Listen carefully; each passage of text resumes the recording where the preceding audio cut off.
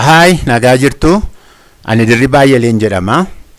Kun barumsa giraamerii afaan Ingilizii mata duree English Grammar Explained in Afaan Oromoo jedhudha. Barumsa koo kutaa jalqabaa keessatti mata duree Parts of Speech jedhu keessaa waa'ee naawonii barsiiseen ture. Naawonota akaakuu adda addaa jiran keessaa immoo waa'ee proper naawonii isa jedhu barsiiseen ture. Har'a immoo naawoniidhuma jalatti egaa barumsa koo kutaa lammaffaa mata duree isaa common noun jedhudha.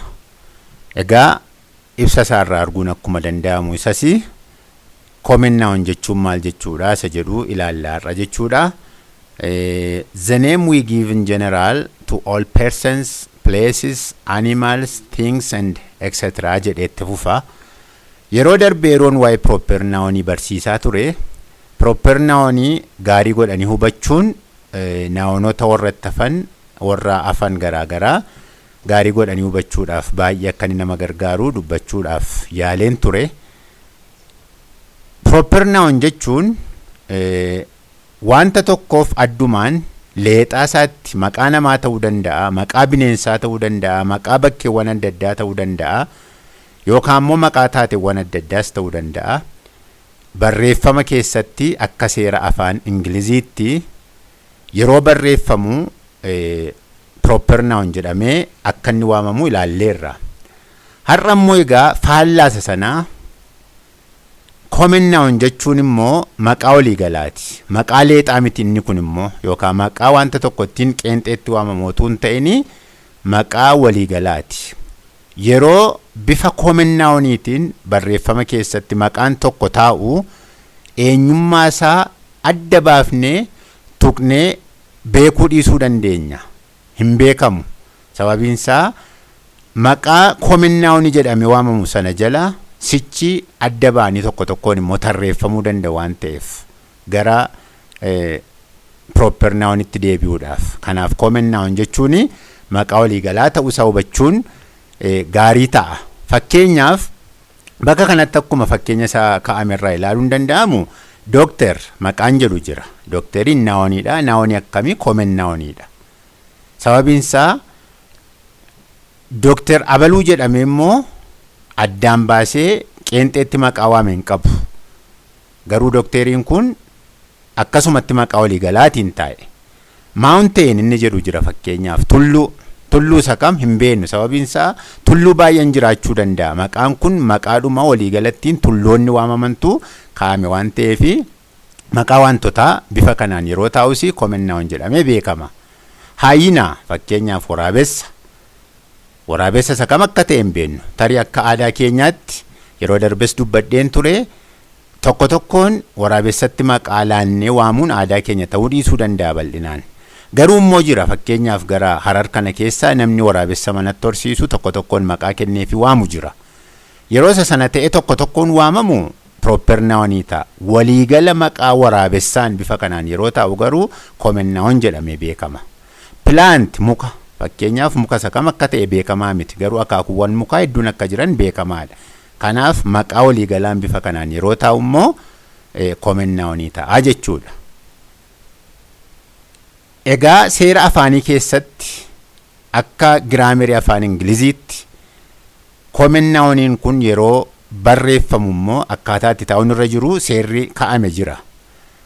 Yeroo darbe kan proper nounii yeroo laallee proper nouniin yeroo hundumaa eessattiyyuu haa ta'u barreeffama keessatti qubee guddaadhaan eegaluutu irra jira. Qubee jalqabaasaa jennee dubbannee turre. Kan common nounii immoo isa kanarraa adda.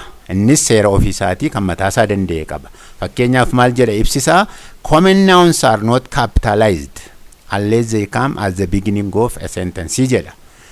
Common nounii yookaan naawonota warra common noun jedhamanii beekaman immoo yoo akkuma seerri afaan Ingilizii eeyyamutti jalqaba sentensii tokkotti dhufan qubeen jalqabaasaa qubee guddaa ta'arraa kan baate gidduutti yoo dhufee yookaan xumurarratti yoo dhufee eessattiyyuu taanaan yookaan jalqabatti ta'utu irra jira yookaan immoo akkuma seerri giraameriin afaan Ingilizii eeyyamu fuul stooppiitti yookaan tuqaattaan yoo dhufe irraa kan baate keessumaa gidduuf gara dhumaa irratti yoo dhufe qubee guddaadhaan jalqabuun irra hin jiraatu jedha.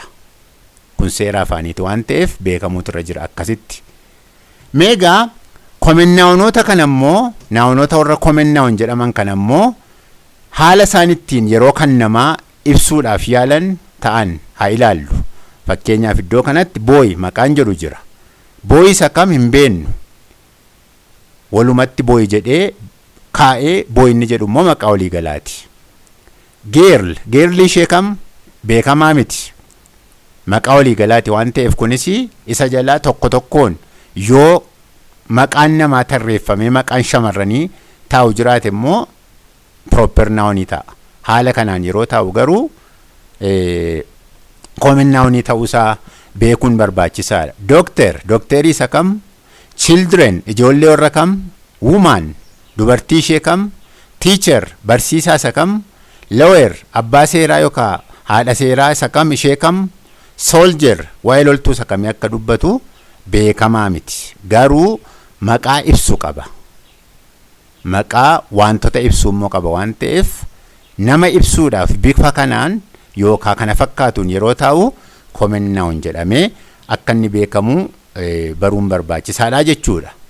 Akkasumatti fufnee yoo maqaa bakkeewwan adda addaas ilaalle immoo fakkeenyaaf siitii jedha. Siitii isa kam beekamaa miti. Garuu maqaadha. Mountain tulluu isa kam akka ta'e wanta addaan baafamee kaa'ame hin jiru. Garuu maqaa tullootaa akka inni ibsu immoo beekamaadha waan ta'eef komen naawunii ta'a jechuudha. Maqaa bakkee ibsuu keessaa bifa kanaan yeroo ta'an immoo komen naawunii ta'anii beekamu jechuudha. River galaana isa kam? Paarkii isa kam? Kolleejjota baay'ee jiru. Addaan baaseen keenya waan ta'eef walumatti yeroo maqaa dimshaashaan akkasitti kaa'u komen naawunii ta'ee beekama. Faarmaasii hedduun jiraachuu danda'u. Inni kunis bifa kanaan yeroo taa'u maqaa wantoota ta'anii egaa bakkeewwan adda addaa ta'anii waamicha maqaa bakkeewwan adda addaa ta'anii komen naawun jedhamanii beekamu jechuudha. Baankiin dhuunfaas kan mootummaas wanti garaagaraa jiru garuu iddoo kanatti maqaadhuma waliigalaan kaa'ame waan ta'eef komen naawun jedhamanii beekamu isaan kunis jechuudha. Fakkeenyaaf maqaa bineensotaas yoo ilaalle iddoo kanatti leenca akkuma isa kan waraabessaan jalqaba irratti dubbachuudhaaf yaalee laayon inni jedhu maqaa waliigalaati. Otuu immoo maqaa leencaadhuma ta'ee adda baasee tokkosaa waameera ta'e immoo proper naawunii ta'a ture jechuudha. Bifa kanaan maqaan waliigalaatiin yeroo taa'u garuu komen naawunii ta'a maqaa bineensaa ta'e jechuudha. Elefaantiinis akkasuma, taayigeriin akkasuma, beerdiin akkasuma, shiip hoolaan akkasuma, doog sareenis akkasuma jechuudha. Yeroo qofaatti addaan baafamanii maqaa dhuunfaa isaaniin kaa'aman proper naawun jedhamu. Akkasitti maqaa kana jala maqaa waliigalaa ta'an yeroo kaa'aman immoo komen naawunii ta'uu isaanii beekuun barbaachisaadha jechuudha. Maqaa wantoota adda addaa ilaaluutti yoo darbine immoo fakkeenyaaf reediyoonis akaakuu baay'eetu jira. Garuu iddoo kanatti maqaa tokko addaan baasee ibsootuun ta'in maqaadhuma dimshaashaan kaa'ame waan ta'eef komen naawunii ta'a jechuudha. Tiingis warra jennu keessaa ta'anii jechuudha. Kompiitar inni jedhus akkasuma tirii mukeetii hedduutu jira. Kompiitarota maqaa adda addaa qaban baay'eetu jira. Kan ofii isaanii jechuudha. Pilaantiinis akkasuma mukeetii maqaa leexaa isaanii qaban baay'eetu jira. Garuu bakka kanatti muka jedheedhuma kaa'ee kanaaf komen naawunii ta'a. Miuzikiin akkasuma, saatalaayitiin illee akkasuma. Isaan kun egaa maqaa namaas, maqaa bakkeewwan adda addaas, maqaa bineensaas, maqaa wantoota adda addaan, maqaa waliigalaatiin yeroo barreeffama tokko keessatti nus yeroo dhimma itti baanu keessumaa giraamerii afaan Ingilizii wajjin walitti hidhatee immoo kan dubbisnus yoo taane bifa kanaan yeroo ta'u komen naawun warra jedhaman keessatti akka isaan ramadaman hubachuun barbaachisaa ta'a jechuudha. Itti fufnee baay'ee immoo mee ol bira qabnee komen naawuniidhaaf proper naawuniin akka inni haala salphaadhaan hubatamuu danda'u taa ilaallu. Warrumaa gararraatti ibsinee tokko tokkoon keenyee dhufnee amma immoo ol bira qabnee yeroo ilaallu haala baay'ee mijataa ta'een hubatamuu danda'a. Fakkeenyaaf komen naawuniin jira, proper naawuniin jira. Isaan kana lamaan jala akka akaakuu isaaniitti warri tarreeffaman jiru. Fakkeenyaaf booyinni jedhu jira. boy isa kam akka jedhu common noun inni ibsu. Boy ni jedhu kanaaf common noun ta'e jechuudha. Gara proper nounitti ceenee yeroo laallu immoo akeekeet maqaan jedhu jira. Addaan baasee maqaa mucaa tokko leexaa isaatti ibse waan ta'eef inni kun immoo proper noun jedhama jechuudha. Dookter inni jedhu common nounidha. Dookteriis akkam akka ta'e ibsu garuu maqaa waliigalaa dookteriin baay'een ittiin waamamanidha. Gamatti ce'ee garuu proper nounii jalatti immoo Dookter Mo'a jedhe waan ta'eef inni kun immoo proper nounii ta'a. Teacher fakkeenyaaf common nounidha. Tolasaa barsiisaa Tolasaa yeroo jennu immoo addaan baasee maqaa barsiisaa sanaa eera waan ta'eef proper nounii ta'a.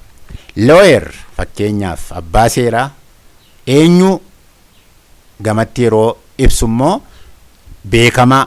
Kanaaf lawyeriin maqaa waliigalaa yeroo ta'u common nounii ta'a. Addaan baasee immoo nama tokko yeroo kaa'u immoo proper nounii ta'a. Soldier fakkeenyaaf loltuu beekamaa miti waan ta'eef common nounii ta'a. Yeroo dhannee proper nounii jalatti addaan baasnee eenyummaa nama tokko tuqnu immoo sanyii isa jedhu argannaan immoo proper noun ta'a.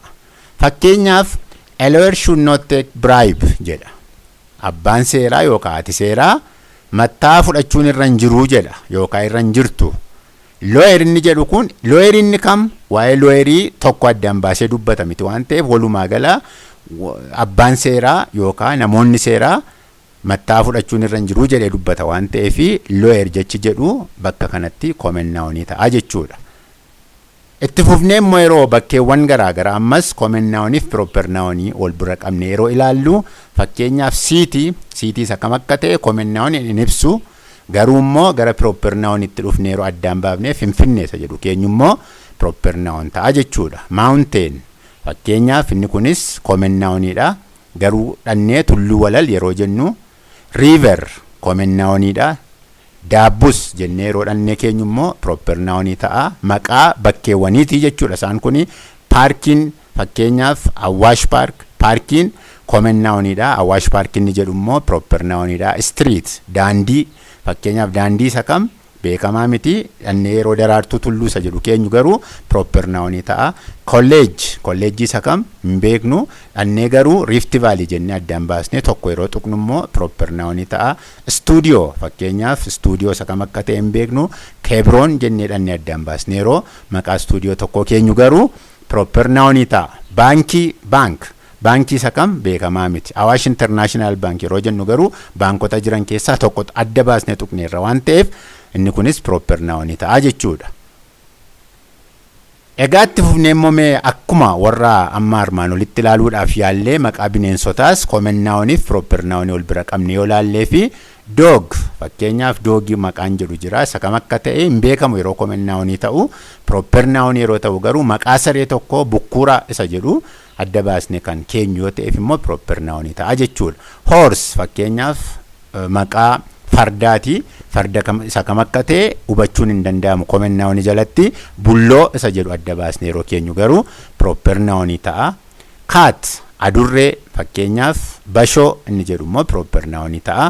Ox sangaa inni kun sangaa isa kam akka ta'e hin ibsu garuu immoo dhaqee addaan baasee proper nounii jalatti immoo booraa isa jedhu yeroo kaa'u immoo proper nounii ta'a jechuudha. Egaa maqaa bineensotaa bifa kanaan baay'ee isaanii tarreessinee common nouniif proper nounii attamitti ta'u jennee ofiima keenyaaf hubachuu dandeenya jechuudha. Gara fakkeenyaatti deebisnee himaan immoo yeroo laallu the dog which the car killed was bukkuura jedha. Saree inni konkolaataan ajjeesee maqaan isaa bukkuuraadha jedha. Iddoo kanatti naawonota lamatu jira. Inni jalqabaa doogiidha. Doogii isa kam akka ta'e hamma iddoo kana jirrutti addaan baasnee beekuu hin dandeenyu. Kanaaf common nounii ta'a. Akkuma seera isaatiitti immoo maal jennee turre common nouniin qubeen jalqabaasaa gidduutti dhufa yoo ta'e qubee xiqqaadhaan barreeffama jennee seera isaa eegee taa'eera.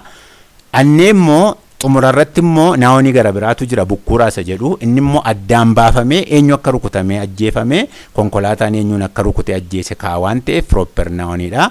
Seera isaa keessattis immoo tuqnee akkuma turre qubeen jalqabaa maqaa bukkuuraa jedhu proper nouniidha waan ta'eef qubee guddaa ta'a jechuudha.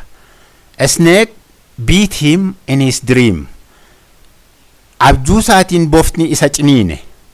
Amma snake isa kam akka ta'e beekamaa miti. Kanaafi common noun ta'a jechuudha. Akkuma seera isaatiitti immoo egaa qubeen jalqabaasaa qubee xiqqaadhaan barreeffamee jechuudha. Amma immoo wantoota garaagaraa yoo ilaalleef things warra jedhaman kana common nouniif proper noun isaanii fakkeenyaaf computer isa jedhu yoo ilaalle computer akaakuu adda addaa jiran kun common nounidha walumatti ibsa waan ta'eef yeroo garasitti ceenee ilaallu proper noun jalatti immoo Toshiba isa jedhu arguu dandeenya. Mall fakkeenyaaf gabaa guddaa moolii baay'een jiraachuu danda'u keessaa garuu Coket Mall isa jedhu yoo ilaalle immoo mooliin Coket immoo proper noun ta'a jechuudha. Soap saamunaa fakkeenyaaf maqaa walii galaati saamunaa akaakuu hedduu jira waan ta'eef waliin isaan beeknu bakka kanatti addaan baasnee yeroo dhannee sunlight jennu immoo proper noun ta'a jechuudha. Reediyoo fakkeenyaaf reediyoo baay'ee jira bakka kanatti walumaa gala ka'ame waan ta'eef common nounidha. FM 101.1 yeroo jedhu garuu proper noun ta'a addaan baasnee beekneerra waan ta'eef jechuudha. Tree fakkeenyaaf muka yookaan mukeetis ta'uu danda'a addaan baasnee dhannee birbirsa isa jedhu yeroo keenyu garuu proper noun ta'a jechuudha. Plantiinis akkasuma papyrus isa jedhu yoo keenya addaan baasnee maqaa muka tokko keenyarra waan ta'eef proper noun ta'a jechuudha. Fakkeenyaan himata tokko yoo ilaalle immoo I like to listen to FM radio jedha. An FM radio dhaggeeffachuun jaalladha. FM radio inni jedhu kuni common nounidha jechuudha bakka kanatti. Radio isa kam akka ta'e hin beeknu waan ta'eef. Egaa waa'ee common noun ilaalchisee barumsi keenya guyyaarraa amma hammaatti kan ilaalle fakkaata. Barumsi yeroo dhuftutti fufu abstract noun isa jedhudha. Hanga sanatti akka deebinee wal arginutti egaa viidiyoo kana like akka gootan share akka gootan yoo jaallattaniitu ta'e immoo yeroo yerootti viidiyoon barumsa kana akkasiin qaqqabuuf immoo subscribe yoo gootanis gamanumaanis nafeeruun jaalladhaa. Hanga barumsa keenya taanuun isa abstract noun jedhamuun walitti deebinutti nagaan tura.